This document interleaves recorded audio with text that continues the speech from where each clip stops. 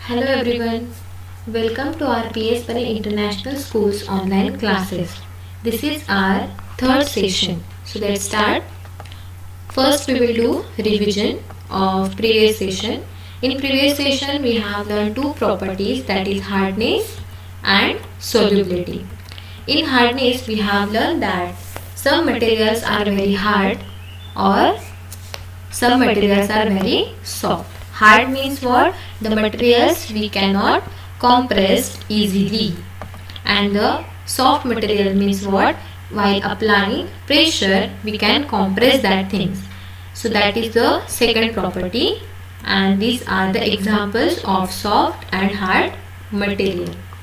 Then we have learned the third property in previous session, that is solubility.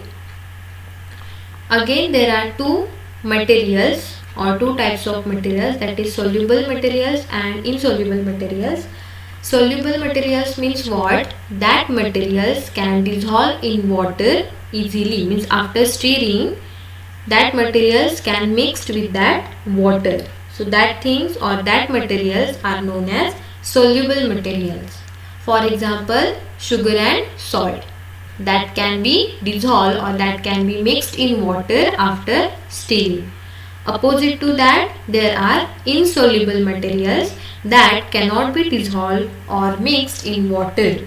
Means no matter that how much we are stirring them, they are not mixed in water, and that materials are known as insoluble materials. For example, stones, clothes, then sawdust, many things are there. Like soluble things, there are many insoluble things are also there. And this property is not only about the solid materials. Means liquid also we can perform the solubility test, like the liquid and solid. And that we have seen the examples of insoluble material and soluble material. Then we have learned two different words, that is miscible liquids and immiscible liquids. So miscible liquids means what? The liquid that mixed with each other, and immiscible means what? The liquids that cannot mix with each other. So just remember that two words. Then we have just completed two activities, and based on that activity we have completed table 4.3 and 4.4. I hope that you have completed your table 4.3 and 4.4. So now we will discuss these answers. First one is sugar. Already salt explained there, that is salt disappears completely in water. Same happen with sugar. So the answer is disappears completely in water. Then sand. After adding the sand in water, that sand cannot disappear or does not disappear. So just write here, does not disappear in water. Disappear means what? Mixed well. Same happen with chalk powder. Okay. Actually there is a difference, means that based on your chalk powder, means if in your chalk powder there is any hard material is present, so that chalk powder cannot mix in water properly. Okay, so that is based on your chalk powder. Okay, some chalk powder is there that is very soft and smooth, that disappears in water, but some chalk powders are there that very means that not smooth in nature, so that does not disappear completely in water. So that depends on your chalk powder. And next one is sawdust. That sawdust, you know, after just means that wood. Sawdust means what? Whatever the waste material after making your furniture and all, so that is sawdust. That also does not disappear completely in water. So all these answers about the 4.3. Then 4.4, where we have learned about the liquids and liquid plus liquid. So see, vinegar, that vinegar mixes well in water, and that's why the vinegar and water are which liquids, miscible or immiscible? Yes, miscible liquids. Then lemon juice, that also mixes well in water. So lemon juice and water are miscible liquids. Then mustard oil. So tell me your observation, that mixes well or does not mix? Yes, does not mix. So that are immiscible liquid. Then same happen with coconut oil. The coconut oil does not mix well in water, so they are immiscible liquid. Same happen with kerosene. So first two answers are mixes well, and three answers are does not mix. Then we will start our new point or next property, that is objects may float or sink in water. In your textbook, page number 31, there is one figure 4.6. Many things in the beaker are bottom of the beaker, and some things are there, they are just floating. Can you tell me why the ball is floating in water? Why not any metal rod just floating in on water? Why there is a difference between floating and sinking? Tell me. Floating and sinking. See, if you drop an iron nail in water, it will sink. But a piece of wood will float on water. If you weigh the equal volumes of iron, water and wood, that you will find that iron is the heaviest and the wood is the lightest thing, and that's why the iron things are sinking in water and the wooden things are floating on the surface of water. So that actually depends on the weight or the mass of that object. See, two images. That ball is very light in weight, means easily we can just take that ball. So that ball, see, is floating on the surface of water, but opposite to that, see, the metal block is there or metal screw is there. So both are sink in water. So that is the difference, that the objects may float or sink in water. And that is actually depend upon the mass and density. Mass and density means what? First we will learn that things. Okay, then we will go towards the floating and sinking. Two main things are there in this property that you have to learn are mass and density. Mass means what? Mass is the amount of matter in an object. Now, what is the matter? We have seen that all materials have space and have mass. Space means what? When you are putting a notebook on the table, that notebook occupies that much space of table. Correct? So that is volume. And that your notebook may be of 50 gram or 100 grams, so that is the mass, and all of them made up of a matter. Matter means what? Anything that occupies space and has mass is known as matter. Means from your pin, that safety pin, to the biggest ship, all are matter that occupies the space and has mass. Understood what are the matter or what is the matter? Matter, that anything occupies space and has mass. Therefore, if an object has a lot of matter or lot of mass in a certain amount of volume, it is said to have a high density. High density means what? In simple terms, is how compact an object is. Are you understanding or not that difference between the mass and density? See, the ball is floating on the surface of water means what? The ball has high density or less density? Tell me. Tell me fast. What?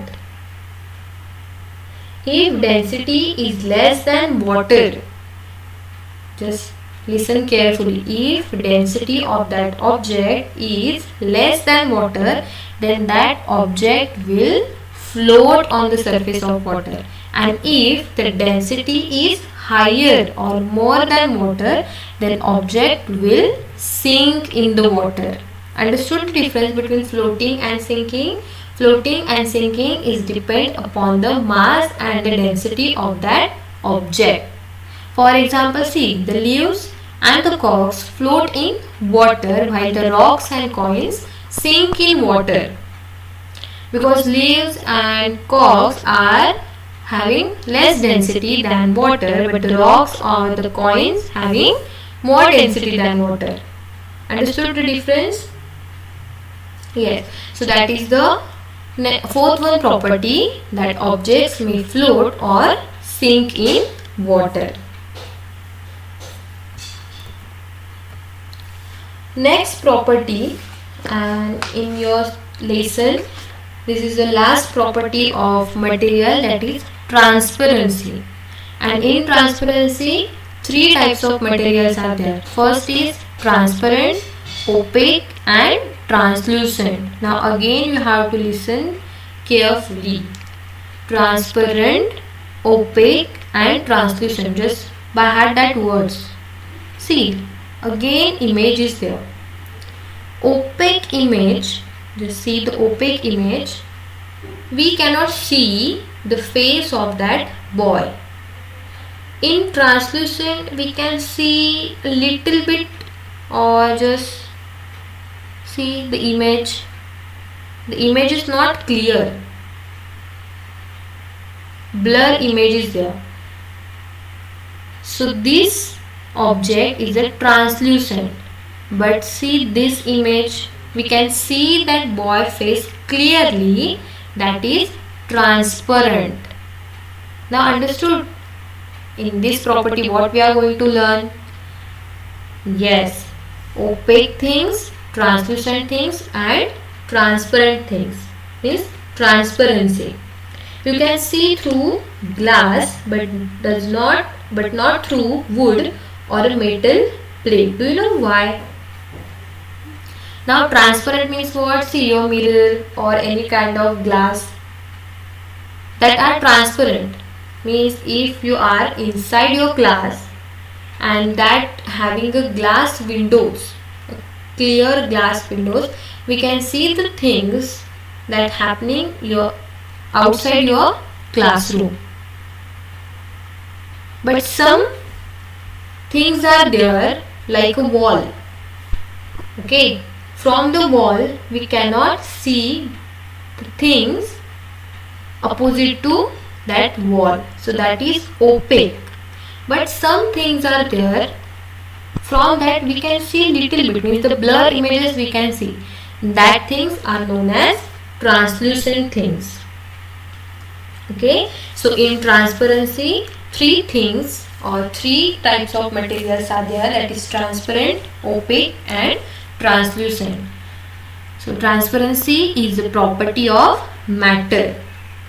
Materials through which light passes completely. Now whatever we can see because of light, correct? If there is no light, we cannot see the things properly. We cannot see that things. If there is no light, we cannot see things. So that is depend upon how much light passes from that material. If light passes completely through that material, so that materials are known as transparent, means we can see through a transparent material like clear glass, air, clean water or certain types of plastics are transparent materials, means from opposite side we can see that things. opposite to transparent, there is a opaque, that any material through which light does not pass, that are known as opaque, means we cannot see through an opaque material. You can understand the things from this image. See the transparent glass, we can see because light passes from that transparent thing. But see the opaque things, we cannot see anything because light cannot pass through that material. For example, wood, all kinds of metals or card paper are known as opaque materials. Some glasses are there that glass can be made opaque by painting its surface. Means if glass is there and if we paint that glass from opposite side, so that material, that transparent material, we can convert into opaque materials. That is the another part. Okay, and in between the opaque and transparent, there is a translucent material. Means light can pass but partially, not fully pass. In transparent, light passes completely. In opaque, light does not pass, and in translucent, that allows the light to pass through partially are known as translucent. Like frosted glass. In winter, see when the water drops are collecting on glass. If the clear, for example, we will take example of your vehicle, four-wheeler. Okay, front mirror is there or front glass is there. That is clear, we can see that, that is transparent. But if we paint that glass or paint that glass from outside and you are sitting inside that vehicle, can you see? No. So that is opaque.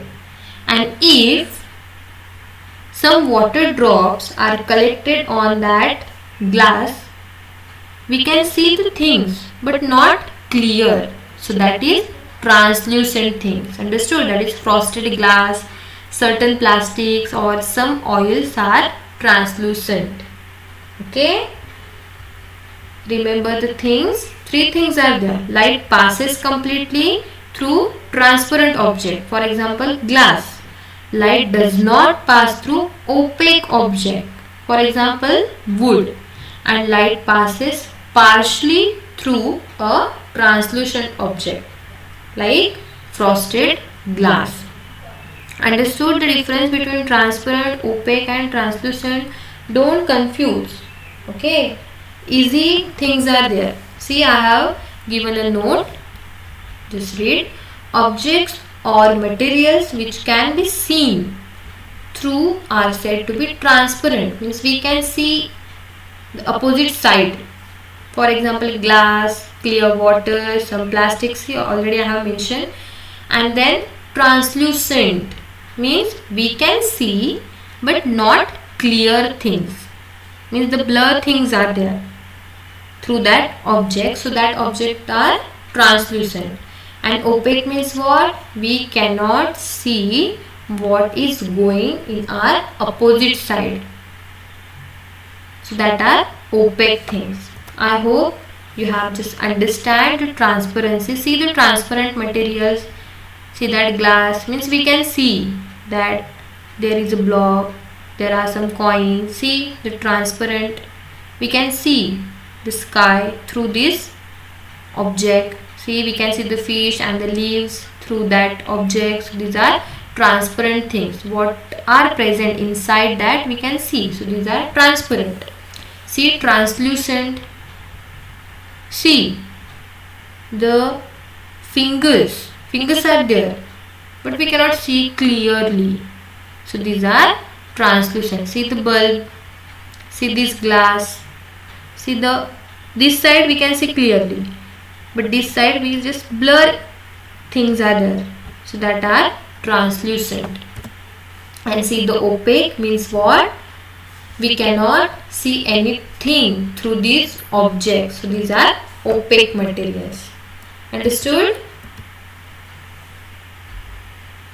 Okay, so here we have completed our properties. and with the help of that properties we are classifying the things. Means we are classifying the materials.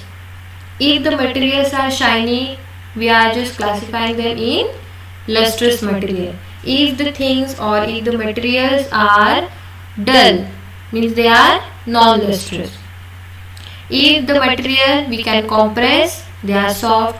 If the materials are there we cannot compress, they are hard. If the material is just mixed in liquid, that is soluble. Opposite to that, insoluble. If the things, means some materials are there, they can float. Some materials are there, they can sink. Some materials are there, through that we just see clearly, partially, or nothing. So all these are properties helpful in classifying the materials.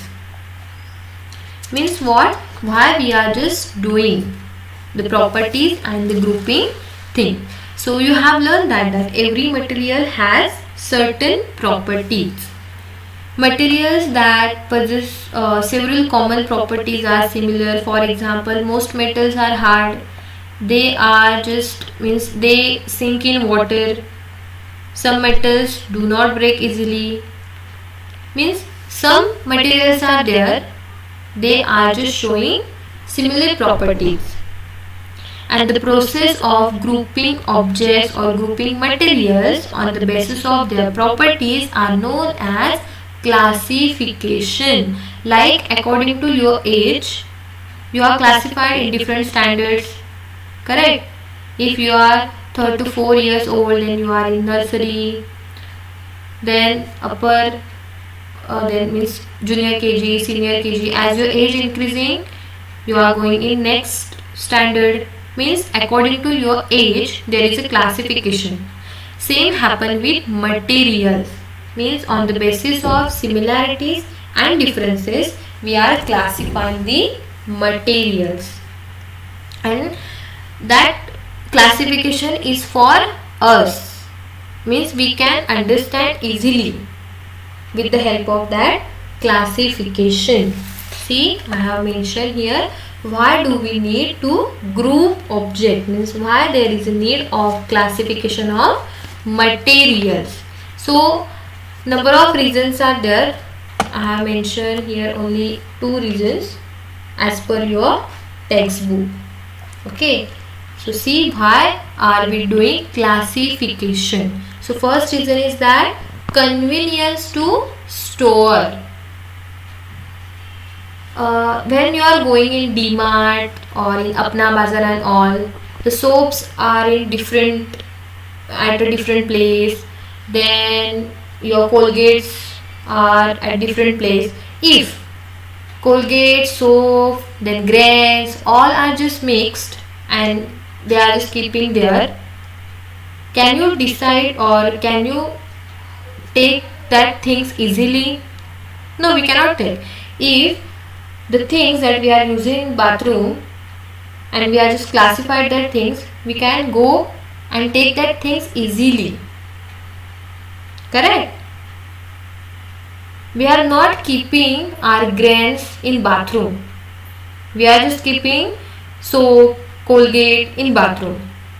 In kitchen, we are keeping only grains and spices. We are not keeping any things that we are using in bathroom. Correct? Means we are also classifying the things.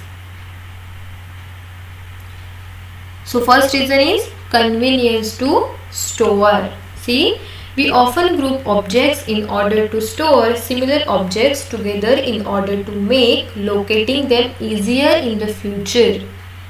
If you want to find out the things easily and in less time, you have to classify that things. Even in our homes, we store the spices together in the kitchen while storing washing products in our bathroom, because to get that material easily. So first reason is convenience to store, and the second one is convenience to study. Means if we are learning about the liquid, so first we will take the property of solubility. Then density. So like that is also convenience to study if there is a classification of material. See, we also group objects so that it becomes easy for us to study their features as well as the patterns of these features. When you know that means branches are there, if like botany, zoology, biology, you know that chemistry, physics, why we are just classifying these subjects? Why not science only? In physics we are learning about matter, in chemistry we are learning about chemicals, in biology we are learning about living things, in zoology we are learning about animals, in botany we are learning about plants. We just classified that things, and that's why we can easily just look out that things. Now if you want to do the study of matter, yeah, I will go in physics. I am interested in chemicals, so I will go in chemistry, means I will do chemistry, I will take chemistry, because there is already classification has done. So that is the reason or some reasons that classification is important. Understood? Okay, so grouping things based on their properties is very useful for us. Like this we have just completed our lesson. See the summary, that which things we have learned in this lesson. First, that is objects around us are made up of large variety of materials. We have learned that many materials are there we are using to make different kinds of objects. Second point, we have learned that a given material could be used to make a large number of objects. It is also possible that an object could be made of a single material or many different types of material. Means object is not made up of only single material, means some objects are there like a cloth, means the cotton cloth, woolen cloth, silk cloth, means that is from single material. But some objects are there, they are made of different types of materials. Then third, we have learned that different types of materials have different properties. We have learned properties, that is appearance, hardness, solubility, transparency, floating and sinking. So 5 properties we have learned, that mentioned here. Then we have learned that materials are grouped together on the basis of similarities and differences in their properties, and these things are grouped together for convenience to study their properties. So this summary, this is the summary of our lesson, sorting materials into groups. Understood? Yes. So I hope that you have understand this lesson. If any doubt, you can ask anytime. Now today's homework is that first you have to solve all the tables 4.1, 4.2, 4.3 and 4.4. Then take or write the short notes on the properties of materials that I have written. Take a help of my slides, and from that take help of your textbook also, and from that you have to write short notes on each and every property of material. Okay, you can write in your own words, no problem, but don't write anything. So after finishing the properties, means after finishing the short notes, complete your exercise. In next session we will discuss about exercise of this lesson. Okay, thank you, take care.